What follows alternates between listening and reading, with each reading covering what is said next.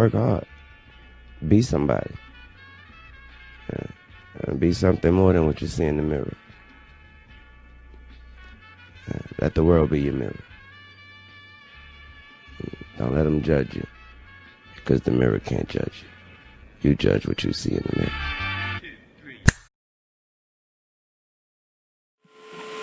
What's up, YouTube? It's Tyreek Knight, and I'm back in another video. You're tuned into Ty's Life, so we're about to get lit. We're about to react to This Will Never Happen Again, another Jimmy High Roller video.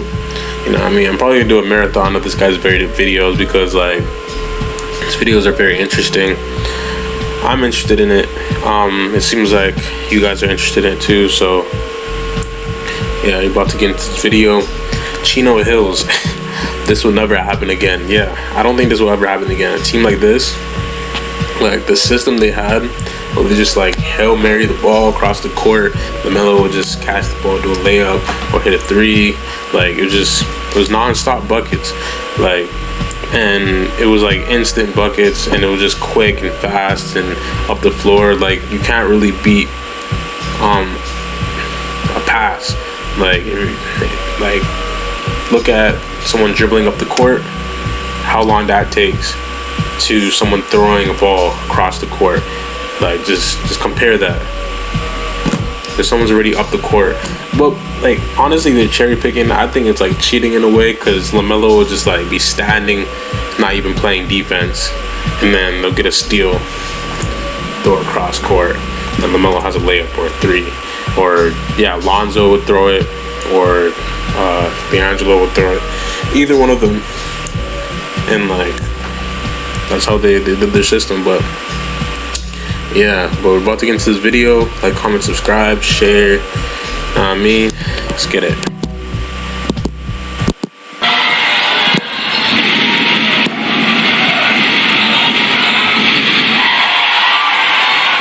This is Mater Dei High School, and these are the Ball brothers. You may have heard of them before. And this was a high school game back in the year of 2016. One of the most prolific high school sports programs in the country, coming off of a national championship just 2 seasons prior against a public school with a 14-year-old starting at shooting guard. 8 D1 recruits against a team with only 1 senior and virtually no basketball history to show for. 4 years ago, this was one of the most hyped matchups in the country. But I don't even know how they did that to this team. I forgot to mention Mater Dei is supposed to be like the Your top eyes team. do not deceive you. This was the actual score of this game. At halftime, somehow these 3 brothers and their 2 friends absolutely walked one of the best teams in the entire country. And this was just one of 35 wins. Chino Hills. They only play their starting lineup. They don't play anybody else. And it's just their starting lineup just running up the court, throwing Hail Mary passes all game. It's funny. Was piled up that season. Hilarious. With no losses. He's just blowing out teams. But let's take it back real quick, because as great as Lonzo was, as much potential as LaMelo displayed, and as dominant as Chino Hills was, this was never supposed to happen. I didn't even say anything about D'Angelo. Grammarly does more than catch errors. With Grammarly, you can find really good. I was forgetting the best shooter on the team. 2015, Chino Hills played the best scorer on the season. And you could say it was a pretty solid debut, beating San Bernardino High School by 89 points. See, the Ball brothers weren't making national headlines just because they were pretty good, or because they were 3 brothers committed to UCLA, or because their father was absolutely goated. They were grabbing national attention because they were really, really good. The hype they were getting was completely warranted. In the 2015-2016 season, their starting 5 consisted of Lonzo, D'Angelo, LaMelo, Onyeka Okongwu, and Eli Scott. Yeah, Onyeka Okongwu, he's about to go into the draft. Even sniffed playing time for virtually the entire season. On paper, this looks like a solid squad, but nothing that shouts best high school team in the country. They were starting only 1 senior and 2 freshmen. How could this team possibly run the table and come out as national champs? Well, the closer you look, the more clear the answer to that question becomes. Of course, Lonzo went on to be the second overall pick in the 2017 NBA draft, and over the last 2.5 seasons has shown glimpses of having all-star potential. He was the engine to this Chino Hills team. He was arguably the best player in the country in 2016, and without him, we would have never even heard of the Ball brothers. Then there's LaMelo, who should have been an 8th grader but reclassified to play with his brothers. We all saw the potential there, but as a 5'8", 14-year-old, I don't think anyone could have predicted that just 4 years later he would be slated to go 3rd overall in the NBA draft. But quietly holding down the paint, cleaning up everything that came his way, was this unassuming 15-year-old. Unless you follow Chino Hills closely, you've probably never even heard of this kid. 6'8", freshman center Onyeka Okongwu, who finished his high school career as the 20th best recruit in the entire country, has put up 17, 9, and 3 on 60% shooting this season at USC, and is projected to go 13th overall in this year's NBA draft. That makes potentially 3 NBA lottery picks on the same public high school team. Yep. Then there's LiAngelo, who has never gotten the same love as his brothers, but what most forget to mention is that LiAngelo was the leading scorer of this team. Yep. When in doubt, give it to Jello, and he'll get you a bucket. He averaged 28 points a game on the best team in the country in 2016, wow, and was the 8th leading scorer in the nation with 34 points a game in his senior season. And last but certainly not least was Eli Scott, a guy who I always thought of as the Draymond Green of Chino Hills. Now, I know that sounds bad, but I'm not talking about 2020 triple-single Draymond Green. I'm talking about spark plug glue guy, heart of the team, all-star Draymond Green. The 2 least regarded players on the team, and they were both still top 50 in the country at their positions. And with these 5 players, and only these 5 players, Chino Hills had one of the most historic runs in high school basketball history. In fact, of all the teams I have ever watched, of the hours and hours of high school film I've broken down, I have never seen a more complete, cohesive, and dominant team. 2016 Chino Hills was the best high school basketball team I have ever seen. Sounds crazy. Comments, I know. let me know which high school team do you think is better? The Mount Verde from last year with all those guys. I did a video on it, but Mount Verde, like last year Mount Verde compared to Chino Hills. What do you think is better? Because that team was ridiculous.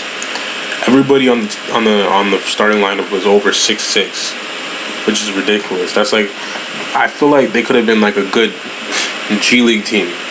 Like that's how nasty their team is. So let me know in the comments which team do you think would win, this Chino Hills or last year's Mount Verde team? Because that team, unfair. That team should not have been as assembled, to be honest. It's not fair at all. They should have spread out to different prep schools because there were 15 teams. Like, would it even make any sense? Like, what's the use? Like, why? you're 20ing like one of the best teams in the nation. Like, you're that far apart from everybody else. Like, come on. There's no competition at this point. So. But if they played Chino Hills, that would be a good game, for sure. But you don't have to take my word for it. Just take a look at the receipts. Ooh, hey, chill out. Have you seen my balls? Out of here.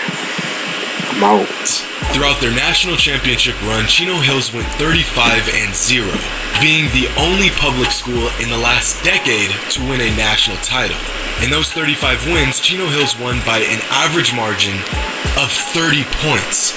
But these boys weren't just whooping up on some garbage teams. On their path to winning those 35 games, they went through 5 of the top 30 teams in the country and 11 of the top 100 teams in the country. Foothills Christian was ranked as the 29th best team in the United States, and Chino Hills mopped the floor with them 3 times that season.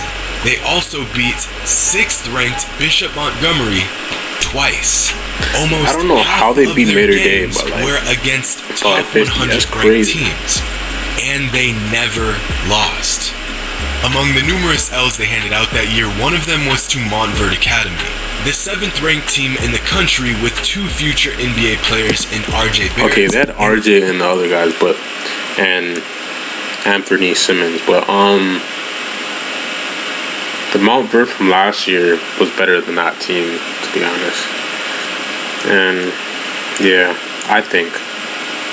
Actually, I don't know, because the Montverde from that year had Marcus Carr, Andrew Nembhard.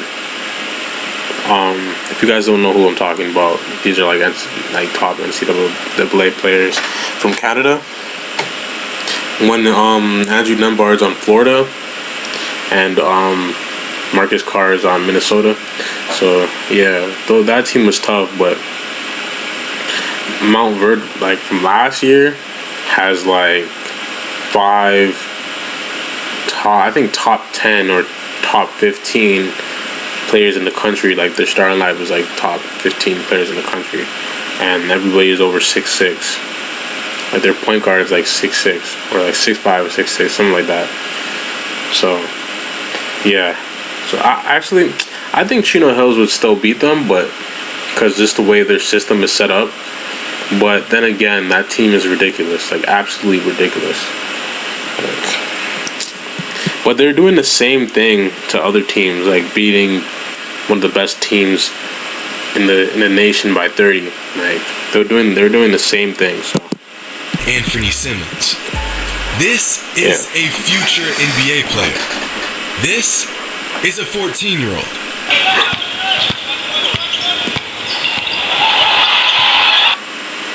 Bruh. They beat Redondo Union, the 13th best team in the country. They beat 20th ranked Sierra Canyon with future NBA player Marvin Bagley. They beat 29th ranked Foothills Christian with future NBA player TJ Leaf. They beat the best team in Nevada, Bishop Gorman, with Zach Collins. They beat the best team in North Carolina with Bam Adebayo. And they beat the best team in New York at the time, Jefferson High School. Do you want me to keep going? Yeah. I think y'all get the point. With 2 freshmen and only 1 senior playing, Chino Hills beat the brakes off of every single team they faced. They were literally unstoppable. 3 brothers, 2 close friends, and a public school with limited resources somehow climbed the ranks and topped every other team in the country. This is a feat that we will more than likely never see again. But before capping off their season as national champions, Chino Hills had to face off against arguably the most prolific, proven, and deadly squads in high school basketball, Mater Dei. In the previous season, the Mater Dei Monarchs finished as the 14th best team in the country, and 2 seasons prior had won the national championship. Led by Spencer Friedman, a player that has personally snatched my ankles.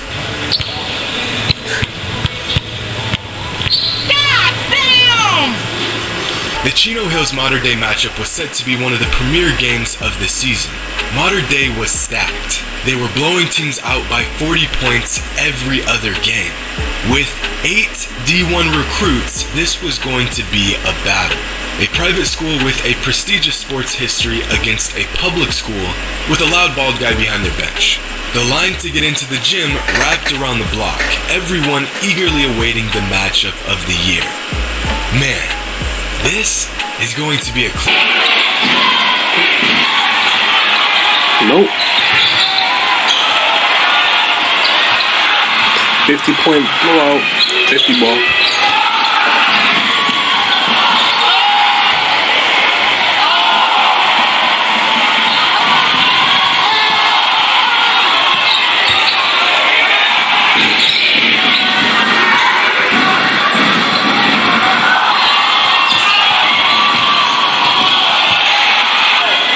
It's not even fair, man.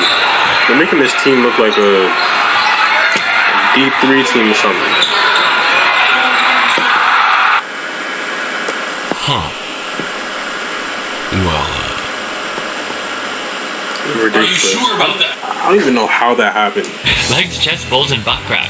Ooh, naughty. For those of you who don't know, Manscaped are the creators of the world's first all-in-one grooming kit that makes trimming your hedges really... What's happening?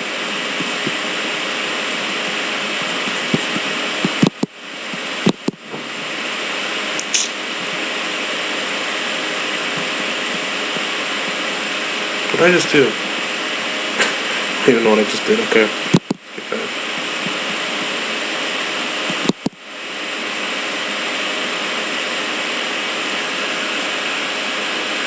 In what would later be recognized as the best game the Ball brothers ever played, Chino Hills absolutely ran Mater Dei out of the gym.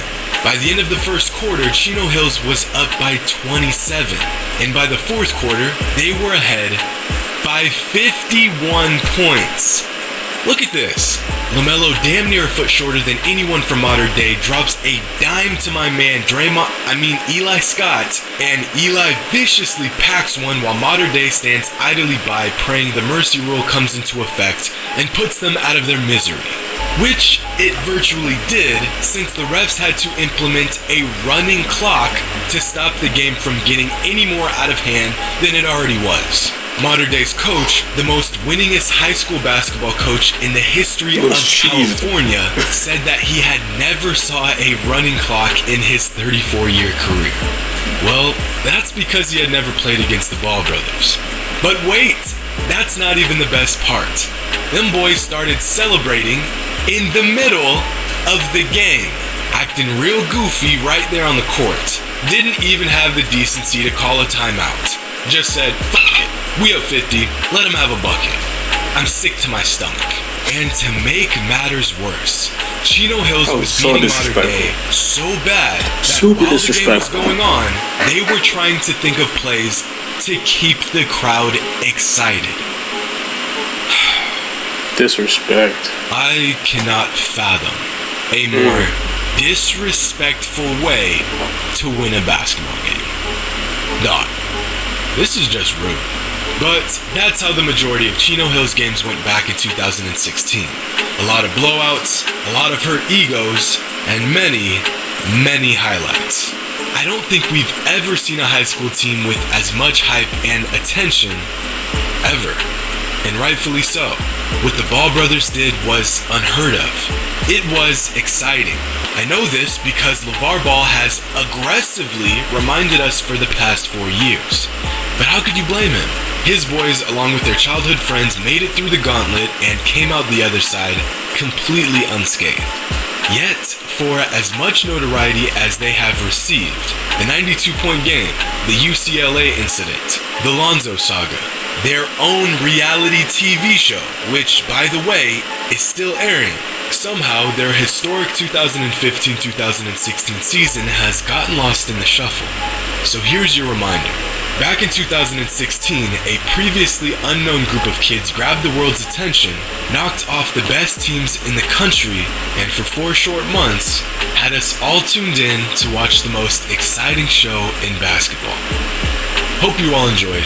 LeVar Ball is the GOAT, and until next time.